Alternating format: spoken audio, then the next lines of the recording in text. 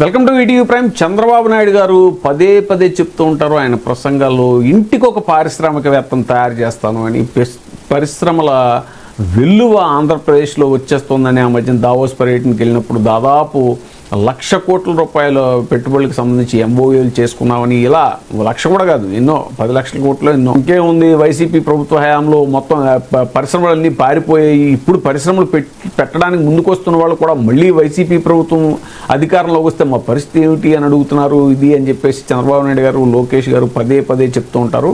మరి చంద్రబాబు నాయుడు గారు బ్రాండ్, మనకి ప్రపంచంలో ఎవరికి లేని బ్రాండ్ ఆంధ్రప్రదేశ్కి ఏంటి అని అంటే చంద్రబాబు నాయుడు గారు అని చెప్పేసి స్వయంగా లోకేష్ గారు పదే పదే అన్ని వేదికల మీద చెప్తూ ఉంటారు. మరి అలాంటి బ్రాండ్ చంద్రబాబు నాయుడు గారు ఎవరైతే ఉన్నారో ఆయన్ని చూసి మరి పరిశ్రమలు రావాల్సింది పోయి ఉన్న పరిశ్రమలు పారిపోతున్న పరిస్థితి అనేటువంటిది ఇప్పుడు ఏపీలో చూస్తున్నాము. దాదాపు 6,000 కోట్ల రూపాయల పరిశ్రమలు అవుట్ ఆంధ్రప్రదేశ్ నుంచి అనేటువంటిది ఇప్పుడు వస్తున్నటువంటి సమాచారం. ఏపీలో మేము పెట్టుబడులు పెట్టలేము, మీ భూములు మాకు వద్దు అని చాలా స్పష్టంగా కొంతమంది పారిశ్రామికవేత్తలు చెప్తున్నారట. రాష్ట్ర చరిత్రలోనే తొలిసారిగా కేటాయించిన భూములను రద్దు చేసుకుని పారిపోతున్నారు ఇది పారిశ్రామికవేత్తలు, ఆ కంపెనీలు అనేటువంటిది ఇప్పుడు ఒక చర్చ. రెడ్ బుక్ రాజ్యాంగంలో హడలిపోతున్నటువంటి పారిశ్రామికవేత్తలు. ఎందుకనంటే ఇదే రాష్ట్రంలో శాంతి భద్రతలు లేవు, రెడ్ బుక్ అనేటువంటిది మేము ఇంప్లిమెంట్ చేసి తీరుతాం, దాన్ని చాలా కర్కశంగా అమలు చేస్తామని అంటే తదనంతర పరిణామాలన్నీ కూడా తెలుసు. ఎందుకంటే ప్రభుత్వాలు మారితే మళ్ళీ ఖచ్చితంగా జగన్మోహన్ రెడ్డి గారు అదే చెప్పారు. మీరు ఏ విత్తనం నాటుతున్నారో, ఒక విష బీజాన్ని నాటుతున్నారు మీరు, అది మహావృక్షం అవుతుంది, ఆ తర్వాత మా చేతిలో కూడా ఉండదు అని చెప్పేసి ఆయన చాలా స్పష్టంగా చెప్తున్నారు. అందుకని పాలన గాడికి వదిలేసి దాన్ని గాడిలో పెట్టకుండా మీరు ఎంతసేపు కక్ష సాధింపు రాజకీయాలు, దానికి రెడ్ బుక్ రాజ్యాంగం అని పేరు పెట్టుకోవడం, రెడ్ బుక్ అమలు అని చెప్పేసి. సో కోకోకోలా కంపెనీకి యలమంచిలి జనసేన ఎమ్మెల్యే బృందం బెదిరింపులు, ఇతని గురించి మనం ఆల్రెడీ సుందరపు విజయ్ కుమార్, ఇతని గురించి చాలా వచ్చే సెటిల్మెంట్లు బ్యాచ్ అది ఇది అని చెప్పేసి ఇతను కోకోకోలా కంపెనీనే బెదిరించేస్తున్నాడంటే ఇతను.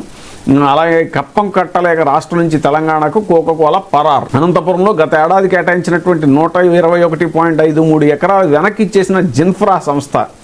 అలాగే సత్యసాయి జిల్లా నుంచి ఆజాద్ మొబిలిటీ అనేటువంటి ఆ కంపెనీ కూడా మేము రామని చెప్పేసి పారిపోతున్నారంట. అనకాపల్లిలో కేటాయించిన 142 ఎకరాల భూమిని తీసుకున్నటువంటి జూపిటర్ రెన్యువల్ ఎనర్జీ. నెల్లూరులో పెట్టుబడుల ప్రతిపాదనలను ఉపసంహరించుకున్నటువంటి నాల్కో మెథాని గ్రూప్ అనమాట. India cements, Adani, Chettinad, United breweries ఇలాంటి పలు కంపెనీలు కూడా కప్పం కోసం టీడీపీ నేతలు బెదిరిస్తున్నారు అనేటువంటిది ఇప్పుడు వస్తున్నటువంటి సమాచారం. కప్పాలు కట్టలేం, బెదిరింపులు భరించలేం, మీ భూములు మాకొద్దు, మీకు దండం అంటూ పరిశ్రమలు రాష్ట్రాన్ని వదిలేసి పారిపోతున్నాయి. రాష్ట్ర చరిత్రలో ఎన్నడూ లేని విధంగా తొలిసారిగా భూములు కేటాయించిన తర్వాత కూడా వాటిని తీసుకోకుండా తిరిగి రాష్ట్ర ప్రభుత్వం ముఖం మీద విసిరి కొట్టేసి పారిశ్రామికవేత్తలు పరుగు తీస్తున్నారు అనేటువంటిది సమాచారం. చంద్రబాబు సర్కార్ అధికారంలోకి వచ్చిన తర్వాత మంత్రివర్గం ఆమోదం మేరకు కేటాయించినటువంటి భూములు సైతం వెనక్కి ఇచ్చేసి వెళ్ళిపోతున్నారంటే రాష్ట్రంలో రెడ్ బుక్ రాజ్యాంగం ఏ స్థాయిలో నడుస్తుందో ఊహించుకోవచ్చు అని అంటున్నారు.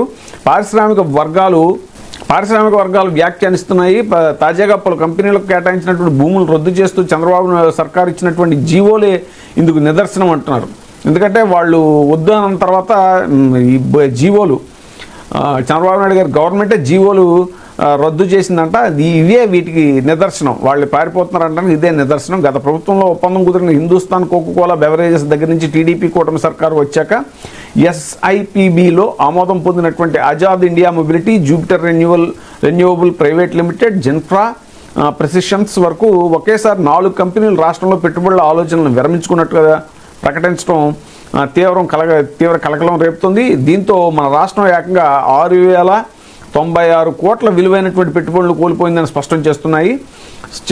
రెడ్ బుక్ రాజ్యాంగం పేరిట పారిశ్రామికవేత్తలను బెదిరించడం, తాము చెప్పినంత కప్పం కట్టకపోతే యూనిట్లని పనిచేయనివ్వకుండా అడ్డుకుంటాము అని అంటే ఏపీ అంటేనే భయపడే పరిస్థితి కల్పిస్తున్నారు ఈ కూటమి నేతలు అని చెప్పేసి పారిశ్రామికవేత్తలు అంటున్నారు. చంద్రబాబు సర్కార్ అధికారంలోకి వస్తూనే రెడ్ బుక్ రాజ్యాంగానికి పని కల్పిస్తూ పారిశ్రామికవేత్తలపై తప్పుడు కేసులు, కథనాలు ప్రచురిస్తూ ఈ జందాలు, అదానీలపై తమ అనుకూల పత్రికల్లో ఎల్లో మీడియా ద్వారా వ్యక్తిత్వ హననం కూడా ఎలా చేసిందో మనం చూసాము. వైఎస్ఆర్ కడప జిల్లా జమ్మలమడుగు వద్ద అదానీ గ్రూప్ నిర్మిస్తున్న పంప్డ్ స్టోరేజ్ ప్లాంట్ నిర్మాణ పనులను తమకు కమిషన్లు ఇవ్వకుండా ఎలా మొదలు పెడతారు అంటూ బీజేపీ ఎమ్మెల్యే ఆదినారాయణ రెడ్డి గారు అనుచరులు సంస్థ కార్యాలయంపై రాళ్ల దాడి చేసి యంత్ర సామగ్రిని ధ్వంసం చేయడంతో పాటు సిబ్బందిని గాయపరిచారు. అది ఎంత పెద్ద ఉదంతో మనకు తెలుసు. ఇక అదాని నిర్వహిస్తున్నటువంటి కృష్ణపట్నం పోర్టు సిబ్బంది మీద కూడా టీడీపీ ఎమ్మెల్యే సోమిరెడ్డి నేరుగా వెళ్లి దాడి చేశారు. కూటమి నేతలు ఎంతగా బరితెగించారో వేరే చెప్పాల్సిన అవసరం లేదు. ఇవే ఉదాహరణలు అని చెప్తున్నారు. యునైటెడ్ బ్రూవరీస్, కోకోకోలా లాంటి కంపెనీలు అయితే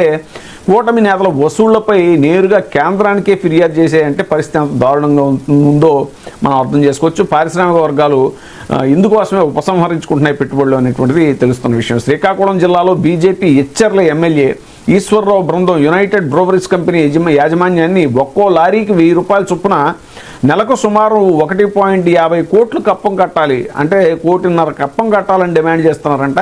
అనకాపల్లి జిల్లాలో యలమంచిలి జనసేన ఎమ్మెల్యే సుందరపు విజయ్ కుమార్ మామూళ్లు ఇవ్వని పారిశ్రామికవేత్తలని బెదిరింపులకు దిగడంతో కోకోకోలా ఫ్యాక్టరీ ప్రతినిధులు నేరుగా కేంద్రానికి సీఎం చంద్రబాబు నాయుడు గారికి ఫిర్యాదు చేశారు. పల్నాడు జిల్లాలో సిమెంట్ కంపెనీలు మామూళ్లు వాటాలు ఇవ్వాలంటూ స్థానిక ఎమ్మెల్యేలు ముడి సరుకు రవాణా, సిమెంట్ సరఫరాని అడ్డుకోవడంతో చెట్టినాడు సిమెంటు, భవ్య సిమెంటు ఉత్పత్తి కూడా నిలిపేసి యూనిట్లకు తాళం వేసి వెళ్ళిపోయాయి. దీంతో వేలాది మంది కార్మికులు రోడ్డున పడ్డారు. రాయలసీమ థర్మల్ పవర్ ప్లాంట్ నుంచి వచ్చే బూడిదని తరలించే విషయంలో కూడా టీడీపీకి చెందినటువంటి జేసీ ప్రభాకర్ రెడ్డి, బీజేపీ ఎమ్మెల్యే ఆదినారాయణ రెడ్డి బహిరంగంగానే బాహాబాహీకి దిగి నాకు కావాలి మామూళ్ళు అని చెప్పేసి వాళ్ళు ఇది చేసిన విషయం. ఆర్టీపీఎస్ బూడిద తరలింపు కాంట్రాక్ట్ తమకు కావాలంటూ కొట్టుకోవడంతో ఈ పంచాయతీ చివరికి చంద్రబాబు నాయుడు గారి దగ్గరికి చేరింది. నంద్యాల జిల్లాకు చెందినటువంటి ఒక మంత్రి సిమెంట్ కంపెనీలకు ఎర్రమట్టి సరఫరాపై అదే పార్టీకి చెందిన నాయకుడితో గొడవకు దిగారు. దీంతో ఇండియా సిమెంట్స్ బూడిద మట్టి సరఫరా కోసం తీవ్ర ఇబ్బందులు ఎదుర్కొంది. చివరికి బీజేపీ ఎంపీ అదే పార్టీకి చెందిన ఎమ్మెల్యేపై ఎస్పీకి ఫిర్యాదు చేశారు. అంటే పరిస్థితులు ఎంత దిగజారిపోయో అర్థం చేసుకోవచ్చు. అనకాపల్లి జిల్లా రాంబిల్లి వద్ద 1200 కోట్లతో శీతల పానీయాల తయారీ యూనిట్ ఏర్పాటుకి హిందుస్థాన్ కోకోకోలా కంపెనీ 2023 మే 4న రాష్ట్ర ప్రభుత్వానికి లేఖ రాసింది. గత ప్రభుత్వం దీన్ని పరిశీలించి 50.04 ఎకరాల భూమిని కేటాయించడంతో పాటు పలు రాయితీలను కూడా ప్రకటిస్తూ 2024 ఫిబ్రవరి 7వ తారీఖున ఉత్తర్వులు జారీ చేసింది. కానీ టీడీపీ కూటమి సర్కారు అధికారంలోకి వచ్చిన అనంతరం కూటమి నేతల కప్పాల వసూళ్లతో జంకినటువంటి కోకోకోలా కంపెనీ పెట్టుబడుల ప్రతిపాదనను ఉపసంహరించుకుని తెలంగాణకి తరలి వెళ్ళిపోయింది. తమకు కేటాయించిన భూములను వెనక్కి ఇచ్చేస్తామని, తమ కంపెనీ పేరిట భూ సమీకరణ చేయొద్దని కూడా మొరపెట్టుకుంటూ కోకోకోలా కంపెనీ 2026 ఫిబ్రవరి 27న భూ కేటాయింపులను రద్దు చేస్తూ కూడా పరిశ్రమల శాఖ కార్యదర్శి ఎన్ యువరాజు ఉత్తర్వులు కూడా జారీ చేయడం అనేటువంటిది చూస్తున్నాము.